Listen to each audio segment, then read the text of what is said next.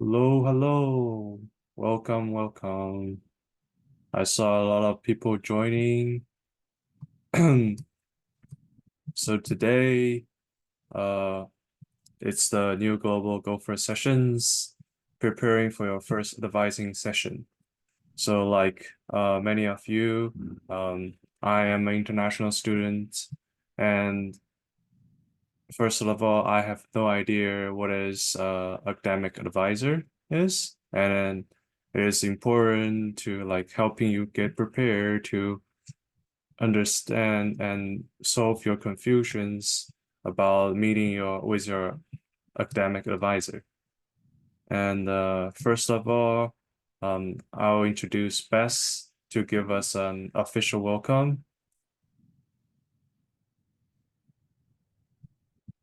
Well, good morning, good afternoon, or good evening to wherever you are joining us from around the world. We are so excited that you will be joining us here at the University of Minnesota. And just in case you didn't know, there are 82 days until the start of your in-person orientation. And then there's 99 days until classes begin. It's coming up fast, but just know that we're all here to help you along the way. Over the summer, you will continue to join these sessions, and you'll continue to meet our world-class staff and our amazing student leaders. So please be sure to keep joining these sessions. Today is, as Ray mentioned, today is about today you'll learn about how you will lead your academic journey with guidance from your college academic advisor. Academic advisors are key to helping you find the best path to reach your educational goals, because you'll have a lot of choices during throughout your time here at the University of Minnesota. It does take a lot of work to find your path, but it is well worth the journey. One of my favorite metaphors in higher education in the US relates to riding a tandem bike. The expectation at the University of Minnesota is that you will be in the front seat of the bike, steering the direction for your educational journey, and you will have the power to make it go. We will be on the back of the bike, and we will be pedaling the bike with you, sharing the options for what your future are, and cheering you on as you decide your path. In the past, you might have been in the back of seat of the tandem bike while teachers and family members steering you, but now you're expected to take the front seat. And sure, your family is still there and you have a lot of people sharing with you what you can be doing, but you will be ultimately the one who will be deciding what choices you'll make and the path you'll go down. Now I'm going to pass it to one of our fabulous student leaders, Soliana, to share more about the next steps for getting you ready to come to the University of Minnesota. Soliana? Thank you, Beth. Hi, everyone. My name is Soliana Shakur. I use she, her pronouns, and I am a senior supervising leader here at GGE, also known as Global Gopher Experiences. I am an international student from Ethiopia in my junior year, studying computer science. And I would like to officially welcome you to the university, and I would like to tell you more about GGE.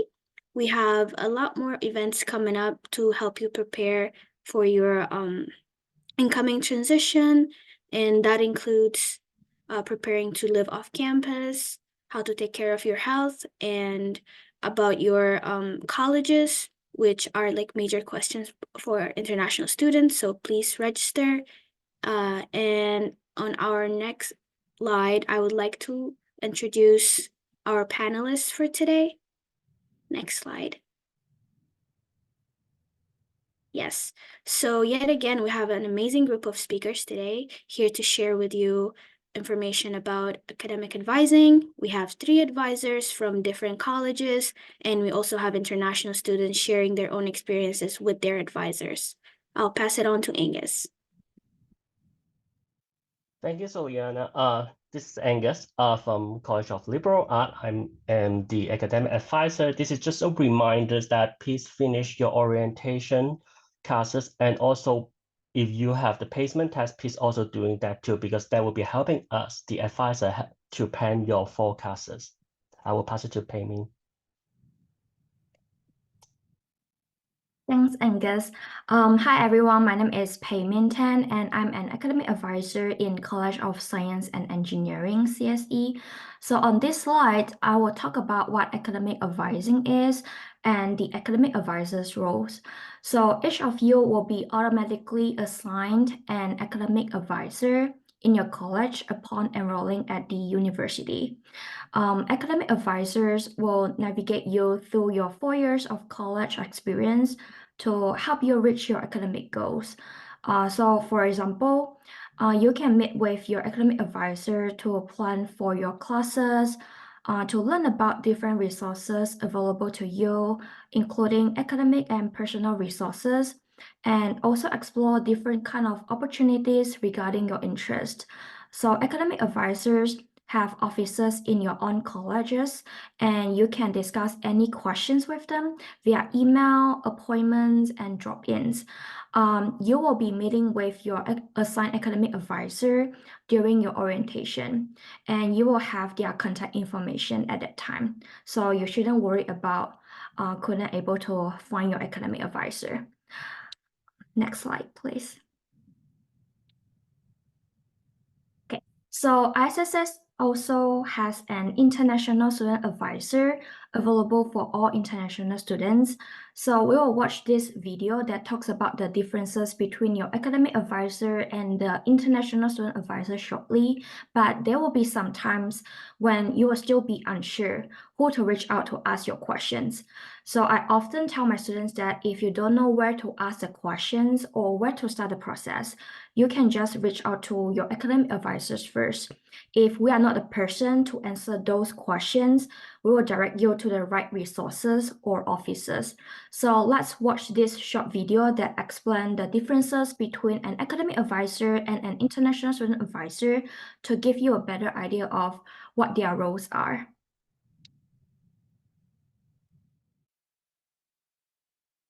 Hello, I'm Hussein Bandi, an academic advisor here at the University of Minnesota. And I'm Mary Beth Polk, an international student advisor here at UMN. Are you ready to learn about what we do and how other advisors like us will be in your life for the next few years? This brief video explains the role of your two advisors. How are academic advisors different from ISSS advisors? Both academic advisors and ISSS advisors are part of your academic support team. We are here to help you succeed and have a positive experience at the University of Minnesota. We will introduce you to campus-wide resources to get you involved on campus. You will work in partnership with both advisors if you're not doing well in your courses, having personal or family matters, or having cross-cultural adjustment concerns. Here are some specific ways in which you'll work with an academic advisor. Your academic advisor will meet with you before the start of the academic semester to help you with course planning and registration for classes. They will also guide you through relevant university policies and procedures, as well as help you understand your major and degree requirements. If you're thinking about switching majors or changing your class schedule, you'll want to talk with your academic advisor first.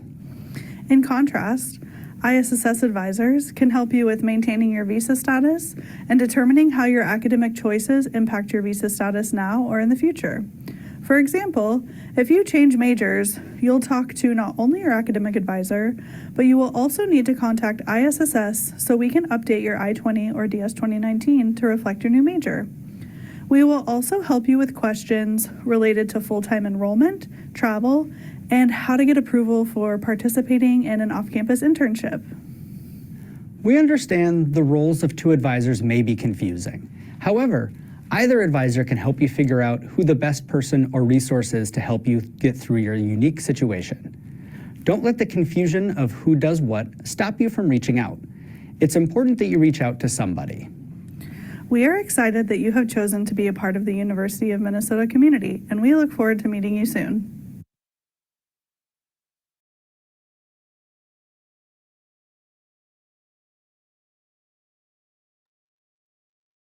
Hi, everyone. Hopefully that video helped explain a little bit more about the differences of the two advisors you'll have. But to talk more about academic advising, my name is Grant McCormack. I'm a senior academic advisor for the College of Food, Agricultural, and Natural Resource Sciences on the St. Paul campus. And I use he, him, they, them pronouns. But I'm here to talk a little bit more about the role of an academic advisor. You'll see on this slide, the title says it's up to you, so self-advocate. That means a lot of different things. In the United States, it means that staff and faculty are here to help you with assistance, advice, give you a path forward, but they don't know everything about you. They don't know when you're having a tough time. They don't know when you might be struggling. And that's why you have to tell us when things aren't going well. In the US, it's okay to say things like, I don't understand the liberal education requirements. Could you explain it? Can you speak slower? Can you send me an email about what we discussed? Can you put that link in the chat? Can you add captioning to the Zoom? These are just a few examples of different questions that you can ask us. Because we don't know when you may be struggling, we want you to ask those questions. We don't know when you need help. And we also understand that in other parts of the world, it's the responsibility of the elder, the teacher, the professional to know the needs of the student. But here in the US and at the University of Minnesota, it's the responsibility of you as the student to ask us, the professionals, when you need help. Next slide, please. Part of that is because of 3 American cultural values you've probably learned about. One of these values that stands out is individualism on the top, where we put a heavy focus on you as an individual. We focus on you instead of focusing on your community or family. Another one is the importance of a contract. When you write your name on a contract, that becomes a promise that you say, I am going to fulfill. Finally, there's the concept of who is considered an adult in the United States. The idea of who's an adult changes based on different countries and different cultures. In the US, you're considered an adult when you reach the age of 18 years old. And on the next slide, we'll see how those 3 characteristics come together in something called FERPA. Next slide, please. So FERPA, which is F-E-R-P-A, and there's pronunciation on that slide, is the Family Education Rights and Privacy Act. What that means is in the United States, since you are legally an adult at the age of 18, your grades, your academic progress, and everything about your academics cannot be shared with anyone else unless you give permission. Nothing can be shared. That means that it's really important to self-advocate because no one else will know what you're going through unless you say something. That's the main reason we say it's up to you. In the United States, you have that legal right to privacy when you are aged 18 or older. It connects back to that contract piece from the last slide. Again, legally, we can't share your information. That also means we can't sign up for classes for you. We can't change your grades. We can't give you scholarships, etc., because of that contract. So as an academic advisor, what we can do is show you how to navigate some of these conversations and guide you to sign up for the right courses. We can give you advice, but it's up to you to follow that advice. That's why it's so important to meet with your academic advisor and talk through some of the concerns that you have. And another important thing to know is academic advisors are here to help for more than just classes. Next slide, please. We really want you to focus on talking it through with your advisor because we're here to help you for both graduation and when you might be going through some other problems. If you feel your grades aren't what you want them to be, or even if you're struggling with something that isn't related to school, you can come to us to talk about it as an academic advisor. We might not always be the person to solve the problem, but most of the time we'll know someone at the university who can help with your problem. Advisors are here to help, but we can only help if you tell us that you're having a hard time. I've talked with a lot of different students about how to do well in school and get good grades, but I've also talked to them when they have problems with a friend, when they want to change their major or go to a different college within the University of Minnesota, when they're worried about how to find a job. My job as an academic advisor is to help you, or to help you find someone else who can also help you. We want to see you happy and successful here in the US, so talk to us, ask us for help, and never be afraid to reach out and tell us that you're going through a tough time. And that's mainly what I have about academic advising. We'll also be here at the end to answer some questions, but I will pass it back on to Ray, Soliana, and Jaden. Thank you so much, Grant. Today we are going to share our experiences with academic advisors. I'll go first and share a story from my freshman year. For my very first appointment, I was very nervous to join that Zoom meeting. I had absolutely no idea what classes I needed to sign up for. I was not even sure if I wanted to pursue my major, and I wanted to explore other options. When I finally mustered up the courage to actually join the meeting, I was met with a warm welcome from my advisor, which eased up my nerves a little bit. The fact that I didn't have things figured out didn't faze her one bit, leading me to think that it might be normal and I'm not the only one in this situation. She helped me come up with a list from scratch for my fall semester and my spring semester that will keep me caught up to my major and other classes that I potentially wanted to explore. I was grateful for the help. I assumed it ended there, but she also went ahead and gave me a sense of what it's like to be here in Minnesota, the cultural and social aspect I should consider, and general advices and answers to some of my non-academic related questions. While we were having this conversation, she was pointing me to multiple resources here at the U that could be of help to me in the long run. She stressed the importance of making connections and using resources to the fullest, as they are there for us to use. After that initial appointment, I received an email that said I needed to schedule a meeting with my advisor in person. It was standard procedure in Welcome Week, but I later learned it was because I didn't actually register for my classes as we discussed in the previous meeting.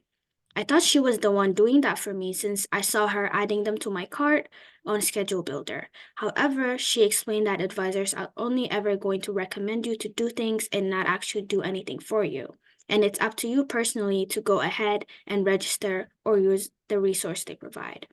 I kept in contact with her and got the chance to meet a couple more times. I also have decided to minor in math and statistics, so she has been helping me find classes that fulfill requirements for all of my 3 majors.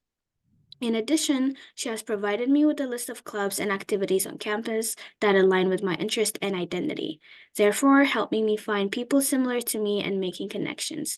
Overall, I can say that it was beyond my expectations. From these experiences, I learned that academic advisor is more than just an academic advisor. They are also here to help you succeed in every possible way. I'll pass it on to Jaden.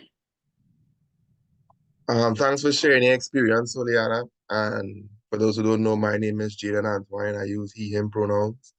And I'm a senior here at the University of Minnesota. So similarly to Soliana, my relationship with my advisor has been really pleasant and for me somewhat unique, as my journey began a little differently due to my status as a student athlete here at the U. And for those who may not be aware, student athletes typically get a primary advisor who helps to manage the day-to-day challenges and immediate issues. And for significant academic decisions, that's when we would turn to our college advisors. So that led to me officially meeting my college advisor my sophomore year. And when that time came, it was really for me to decide my major. Well, this meeting with my college advisor turned out to be one of the most pivotal moments in my university life. I'm incredibly grateful for that connection, and my academic advisor provided me with so much invaluable guidance that shaped not only my academic decisions, but my entire campus experience. She offered me insights and advice that went far beyond choosing my major. She helped me to navigate all aspects of my university life with great wisdom, actually. And interestingly enough, she is the one who gave me a deep understanding of what the ISSS really does. And she also introduced me to so many other student body organizations here at the University of Minnesota that really helped me to develop a network and community. So these are groups that play a critical role in ensuring that students, particularly minorities like us who are internationals, have the most enriching and supportive experience possible. So now, as I approach the end of my senior year and I reflect on my journey with my advisors, I must admit there were times I probably gave them, a run for their money and had them worrying about classes and deciding my major and managing attendance and the frantic finals rush. But through it all, my advisor was more than just a guide for my academic decisions. She became a mentor for me, someone I could confide in, and ultimately a pivotal figure in my college life. So the support and the encouragement I received from her were instrumental in helping me reach where I am today, and it is a testament to how profound the staff at the University of Minnesota is in terms of their dedication to the students. So I'm not just a product of my own efforts, but the support system that we are provided with here. And being said, I'd like to pass the microphone to Ray for him to share his experiences with you. Thank you, Jaden. It's really nice to hear that your academic advisor became your mentor. And for me, I still remember, like, I have no idea what is an academic advisor in the first place, since I never had one in my education system. So simply, my first impression would be an academic advisor is just related to academics. But later I figure out that's not really that case. Like Jaden said before, like a academic advisor help you navigate aspects of your university life. So besides as a support, like giving you a list of recommend courses for freshmen, I remember she provided me a list of student clubs when I asked her my needs to learn about more people, knowing more people and join clubs. And she will also help you with your future career direction, even though you may think that's a little bit far away from your life. And she always knows the resources and solve the problems when I encounter difficulties. And more importantly is for you guys is do not hesitate to ask them for help. And they are always to be one of the most reliable resources to answer your questions. And their advice and their support are always available as long as you are seeking it. It is important to be fully informed from advisors and finally making your own decisions throughout your journey at the college. I'll pass the mic back to Soliana to how to stay connected with us. Thank you, Ray and Jaden, for sharing your insights on academic advising. On the next slide, I will share ways of staying connected. There are many ways to stay connected with ISSS as a new international student, including the new international student website at isss.umn.edu/new and our Global Gopher Experiences website that is going to be added to the chat. You can also contact us at issnew@umn.edu via email, and an ISSS staff member will respond to you as soon as possible.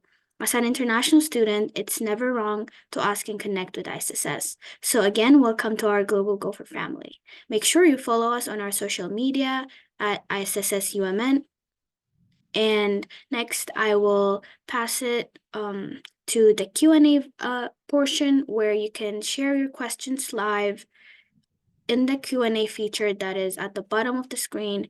And also, we will answer pre-submitted questions that were submitted during the registration.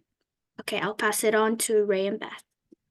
Hello again. This is the Q&A session for the this will be for the rest of the webinar. And as you can see at the bottom of screen, there's a Q&A button.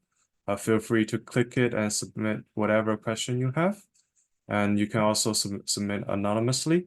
And we also have some prepared questions, and later Beth will introduce them. And we probably won't cover all of the questions, maybe, but if you have any more or we didn't really answer or you came up later after session, feel free to email us through issnew@umn.edu, and I will pass the mic to Beth. Well, hello again, everyone. I didn't introduce myself previously, but I'm Beth Eisensee, and I'm an Associate Director at International Student Scholar Services. And I'm one of the very, very lucky people who will get to meet you when you arrive on campus. So like Ray and Soliana shared, we're going to go ahead and take your questions. And this is a great chance to self-advocate and put yourself out there.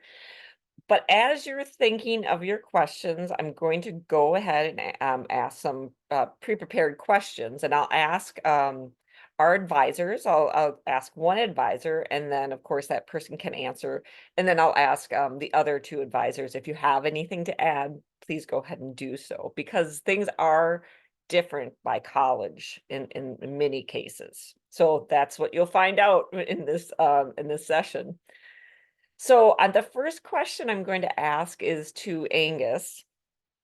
So Angus, can you say a little more about what a one-to-one style of advising meetings are like during orientation? So some college like CLA or CSE, which is the College of Liberal Arts or College of Science and Engineering, we do using like one-to-one advising meetings, meaning that the student one-to-one meet with an advisor like me or pay me, and then during that time, student could share what they want to do and what they want to majoring in. Then the advisor will actually helping them to prepare for their forecasts. But however, on the other hand, some colleges do using a group advising, meaning that like they will put the student from to the similar major and put it together, and they advise for the same classes. This happened for Carlson because Carlson hold on a second, Carlson School of Management, because I have to make sure that there's the name listed out. Carlson of School of Management, because they share the same first year requirement. That is the reason why they use the group advising instead of one-to-one. Thank you, Angus. And anything from Payman or Grant about, is it similar in your colleges where you do one-to-one? Anything to add about the style? The only thing I have to add is the College of Food, Agricultural, Natural Resource Sciences, which we call CFANS because it's a very long name. And some other colleges also have drop-in advising, which is they will have an academic advisor available at specific times of the day where you can go to the office and ask to talk with them. Normally, you have to schedule an appointment with an academic advisor, but for drop-in advising, if the college has it available, you don't need an appointment. You can go during that time, and there will be an advisor available to speak with you. Great point. Great point. Thank you so much, Grant. Payman, anything, or should we move? We can move on. Yeah, sure. I just wanted to restate again for the CSE. Yeah, we also have drop-ins, appointments. Advisor will be available. You can also via email too. Like you can just shoot them an email, and we'll just get back to you. Yeah. that's all. Perfect. Thank you, Payment. And I will just say, drop-in is one term, and then I think Angus, you said walk-in. We use the word walk-in in our office, but a drop-in and a walk-in are the same thing. So good differentiation of what those terms are and how we use them, but they are pretty much the same concept. Okay, I'm going to move to the next question for Paymin, which is, what should I prepare to talk when talking with my advisor? What should I prepare before the meeting when talking to my advisor? Yeah, good questions. There isn't really a specific thing you should be prepared for before talking with your advisor, except if you have any documents, any paperwork, you will need them to sign for you. Then you should plan to bring them to the appointment. But really, you just need to be honest and open to discuss different things when meetings with your advisors. Some of my students like to jot down a list of questions they would like to ask before the appointment to be prepared. So if you have a lot of questions, you wanted to make sure you ask all of those questions, you can do that. But except from there, there isn't really a specific thing you should be prepared for before talking with your advisor. Thank you so much, Payment. I just want to check in with Grant or Angus if they have anything additional they'd like to add.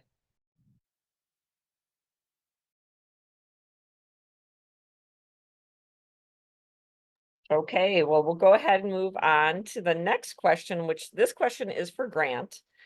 So we have a lot of students who transfer from one university to the University of Minnesota. So going from a university to university.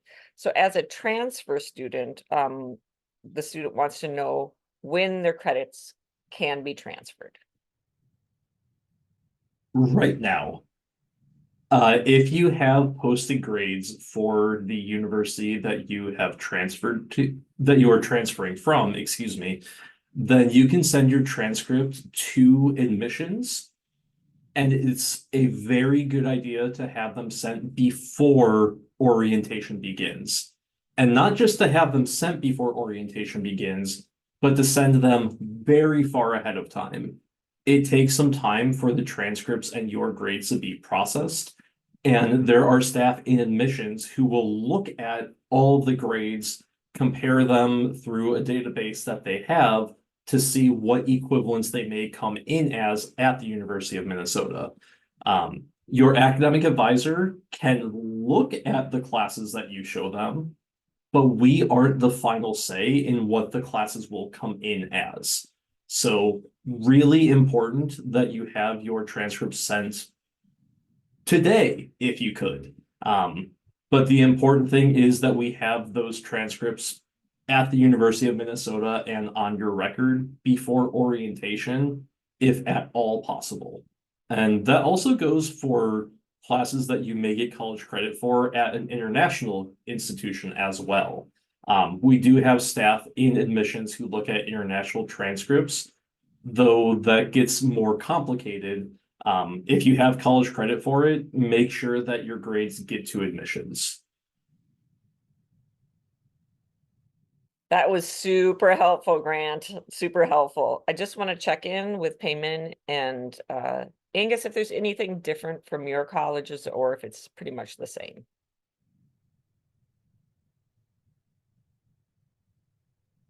Yeah, it's the same for, I think, all of the colleges here. And one more thing I would just like to add on is you can send your transcript like electronically. You can send it to admissions@umn.edu. I will just type in the email address in the chat just in case. Yeah. Perfect. Perfect. Perfect. Perfect. Very helpful. Okay, so I'm going to move on to the next question, which is a very important question as well, is that, as you know, a lot of you, all of you will probably be meeting with your advisor in June or July, and you'll have to do that through the Zoom platform. So this question is for Payman. Given the various time zones are students required to be present throughout the entirety of the remote orientation? Yes, you should be present throughout the whole remote part of your orientation. In CSE, if you choose to do your orientation virtually, you'll be doing your orientation for 3 days. The first 2 days are remote, and the third day, which is also required, will be in person on August 26th, when you will be here in the United States. So for all 3 days, you are required to be present throughout the whole orientation program. Yeah, good questions. Thank you. Anything to add, Angus and Grant, about that, the process? Something that I'll add is even if you feel like you know everything you need to know that they will tell you in orientation, there's so much more that you will gain from it. Because sometimes a big part of orientation is meeting other people. And I actually graduated from the University of Minnesota as a student. Orientation was the reason I came here. I met a lot of people during orientation, and even if it wasn't remote, I came from out of state, so outside of Minnesota. I learned a whole lot about the University of Minnesota through being at orientation. Not just about how I can graduate, but about some of the resources I can use, about who I could talk to, even about places I wanted to eat. It's really important to be present physically, but also mentally, paying attention to what they say during orientation. Thank you. I think that's a great question, a great point that you made, Grant, about learning about the university, but you're also connecting with other students, as we know is super, super helpful, especially before you arrive. We have this question in the Q&A, but we also have that prepared as well. But Angus, I'm going to ask you a little bit about the language proficiency placement tests and how those work. So the second, basically, with what we call in CLA, which is the College of Liberal Arts, is like if you're pursuing a Bachelor of Art degree, you are required to learn a second language. However, if you come from a country that is their official language is multi-language, then the advisor will determine whether or not you will need the second language. If you come from a country that the official language is English, there is no doubt you are required to learn a second language here. Anything to add? Go ahead, Payment. Go ahead, Angus. But yeah, one more thing. I see a question about that on Q&A. So if you're not sure that your country is like multilingual or official language is English, something like that, you could just wait until you meet with your advisor. It's absolutely fine. Great. Anything, Payment or Grant, to add from your college perspective? No. One other thing for me is even if you don't have to take a foreign language for your major, you still can take a foreign language if you want to, and if you have space in your degree. A lot of students will pursue minors while they are here at the University of Minnesota, and that is a way that you can add something in addition to your major to your experience here. And a lot of students will do will take a second language in Spanish, in French. I have a student who's learning Norwegian. You can take those second language classes even without needing to take it. Great. Yeah, I also wanted to add on a little bit more for my college for CSE.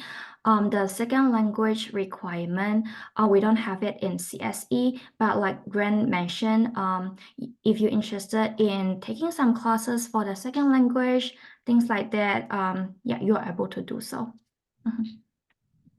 Okay. So that is all we have for our prepared questions from students. So if we're going to continue to talk here today, we really will need to add any questions you have into the Q&A. I'll go ahead and pass it to Liz. And Liz, if you can introduce yourself And because we have time, just so maybe a little bit of your background, and then if there's any questions in the Q&A that we can answer. Yeah. Hi, everyone. My name is Liz. I'm an undergrad international initiative coordinator at ISSS, and I'm happy to be here joining academic advisors and all of you and welcome you to the University of Minnesota. I am here to help out with the Q&A. I think Beth already started us off for the first one. There is a second question. This question was asked specific to CSE. So Payman, I'm just going to put you on the spot. However, I think it would be very helpful for maybe other students who might be in this similar situation. So the question is, if the student has thought of a potential four-year plan for their major and minor already, based on the suggested online resources, would you recommend the student share it with the advisor? Yeah, so like I mentioned previously, the students can be prepared and to compare different majors, different minors for your plan to kind of build a personalized for your plan. And you are very welcome to share with your academic advisor, but every incoming freshman are required to fill out a survey form. It's called two-way survey. It's tell us about yourself survey form. So on the survey form, you can clearly indicate what major and what minors you're interested in doing for your college, and we can help you to plan for your major and minors to using the 4-year plan. So it's not required for you to build your personalized for your plan, but if you want to do it just to be prepared, you are welcome to do it and share with your academic advisor. But your academic advisor will also help you to plan in regard your interest in major and minor. So yeah. Anything to add for Grant and Angus? Yes. So if you come in with a plan for your major and your minor, that's fantastic. I love when students come to a meeting and know exactly what they want to take for the entire time they are here.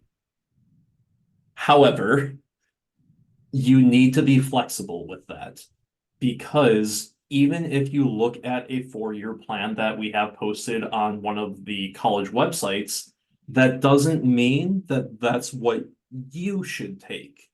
And what I mean by that is maybe you came in with a chemistry credit. Well, if you came in with a class that is equal to Chemistry 1 at the University of Minnesota, then you won't need to take Chemistry 1 here. So that would change the entire sequence of the chemistry classes that you have to take. Alternatively, even with a 4-year plan and a minor, everyone handles classes differently. So in CFANS, College of Food, Agricultural, Natural Resource Sciences, I advise students in the environmental science major. And I have students who will plan to take Pre-Calculus 2, Calculus 1, and Calculus 2. You might not need those classes, though. You might not need Calculus 2. You might need a statistics class. And your academic advisor is here to look at a plan that you've developed and tell you if we think it's a good idea. Because sometimes a student is very ambitious and wants to take a lot of very tough classes in the same semester. We will never say that you can't do something. That doesn't mean that you should do something, though. So talking through that plan you come up with will help us give you the advice to spread everything out to be more manageable, but also to make sure that the sequence of the classes, so like the order that you have to take them in, is still correct and manageable.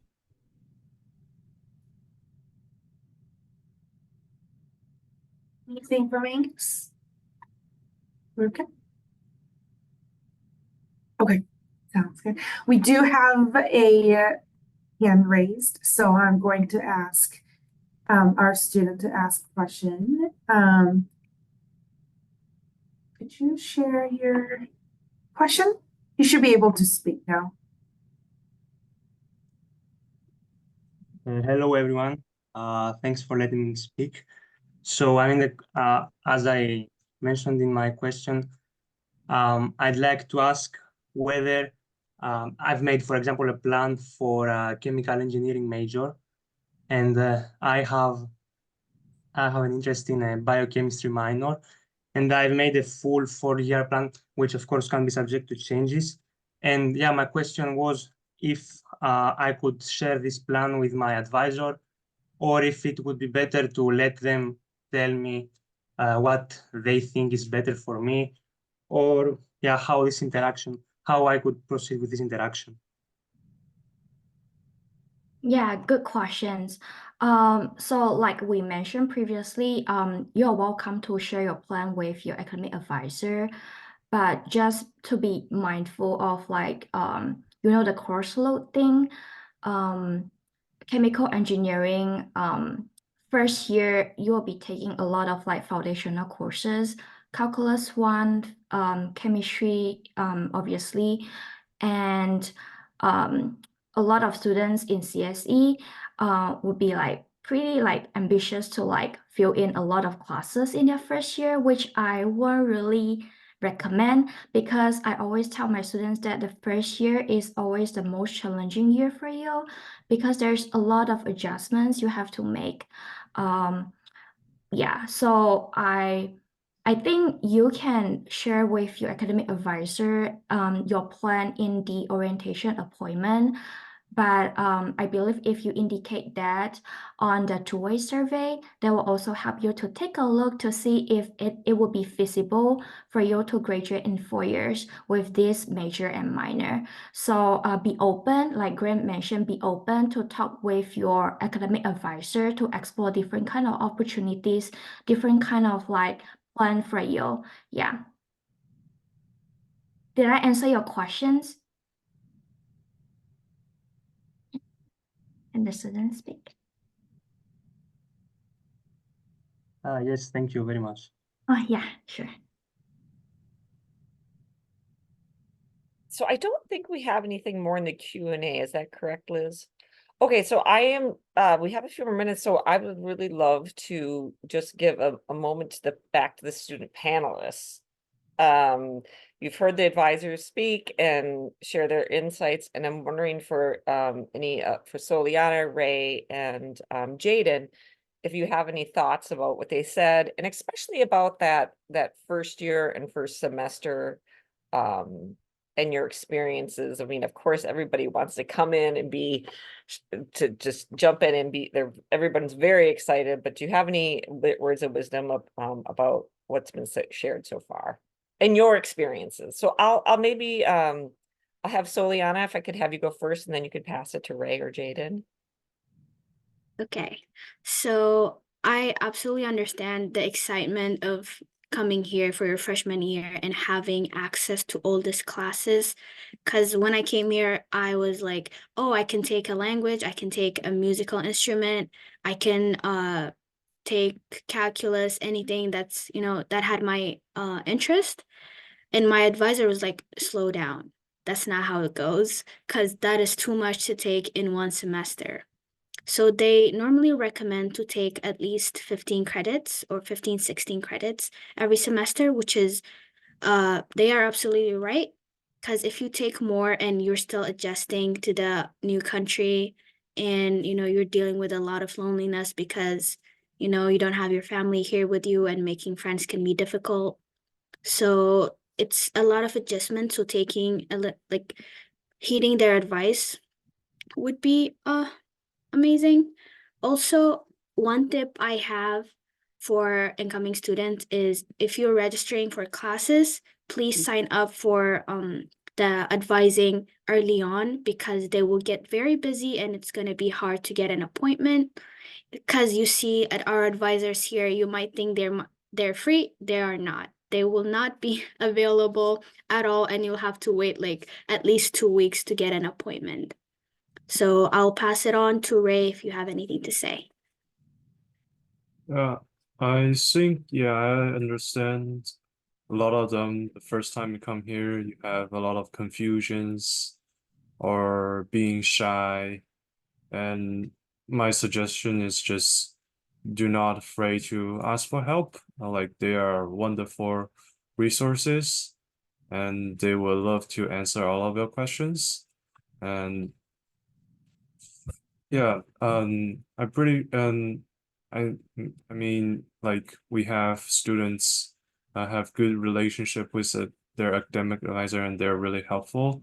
So don't hesitate just to reach out to them or simply just talk to them, like making friends, like checking will be also good. And I will just pass it to Jaden.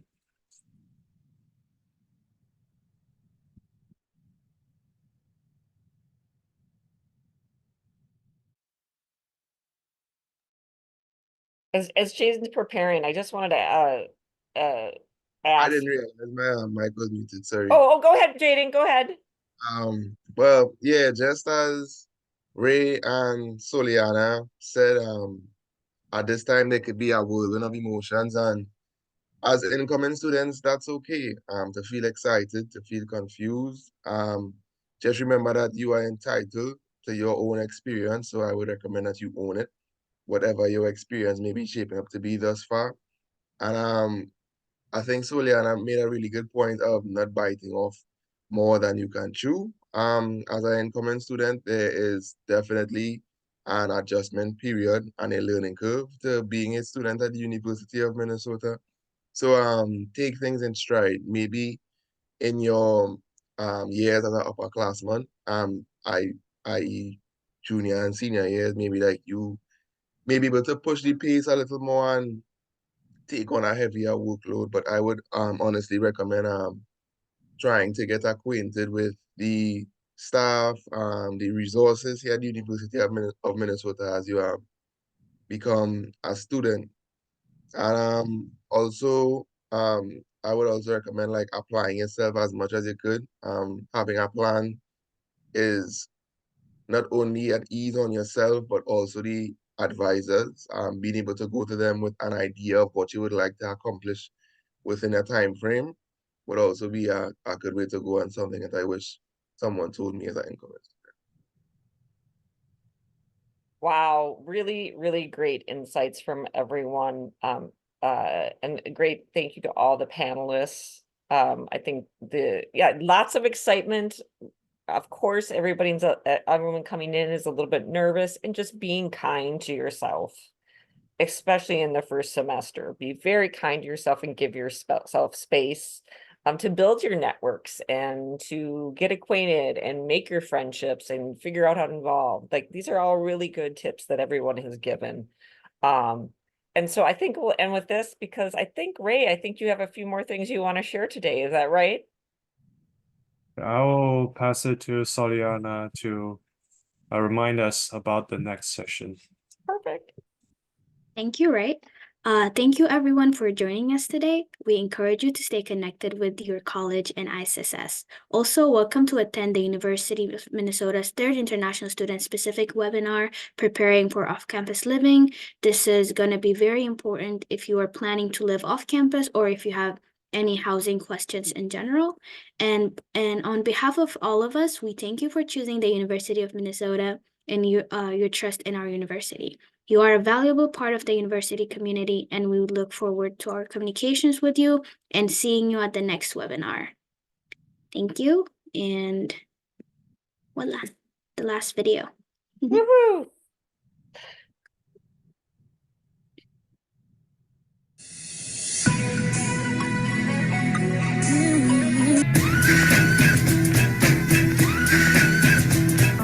I got that sunshine in my pocket, got that good soul in my feet. I feel that hot blood in my body when it drops.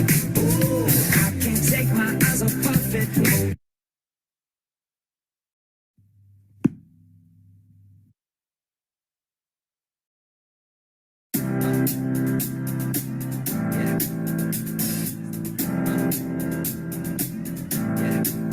I got this feeling inside my bones.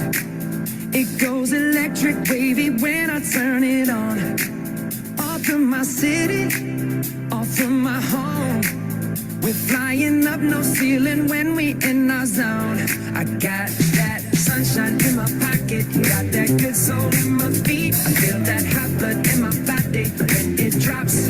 Ooh, I can't take my eyes off of it, moving so phenomenally. Come on, like the way we rock it, so don't stop. It's under the lights when everything goes.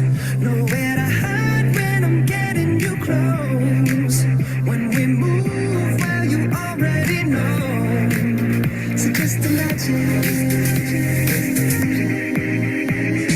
Nothing I can see but you when you dance, dance, dance. Feel a good, good creeping up on you. So just dance, dance, dance. Come on. All those things I shouldn't do, but you dance, dance, dance. And ain't nobody leaving soon, so keep dancing. I can't stop the feeling. So just dance, dance, dance. So just dance, dance, dance. Ooh, it's something magical. It's in the air, it's in my blood, it's rushing on. I don't need no reason, don't need control. I fly so high, no ceiling when I'm in my zone. Cause I got that sunshine in my pocket, got that good soul in my feet. I feel that hot blood in my body when it drops. Ooh, I can't take my eyes off of it, moving so phenomenally. Come on, like the way we rock it, so don't stop, stop, stop. Under the lights when everything goes. Nowhere to hide when I'm getting you close. When we move, well, you already know. So just imagine. Nothing I can see but you when you dance, dance, dance. Feel the good, good creeping up on you. So just dance, dance, dance. Come on. All those things I shouldn't do, but you dance, dance, dance. And ain't nobody leaving soon, so keep dancing. I can't stop the feeling. So just dance, dance, dance. So just dance, dance, dance. So just dance, dance, dance. Stop the feeling, yeah. So keep dancing. Oh, yeah, yeah. I can't stop the. I can't stop the. I can't stop the. I can't stop the. I can't stop the. Nothing I can see but you when you dance, dance, dance. Feel the good, good creeping up on you. So just dance, dance, dance. All those things I shouldn't do, but you dance, dance, dance. And ain't nobody leaving soon, so keep dancing. Everybody say. I can't stop the feeling. I can't stop the feeling. I can't stop the feeling in my body. Break it down. Got this feeling in my body. Can't stop the feeling. Got this feeling in my body. Ooh.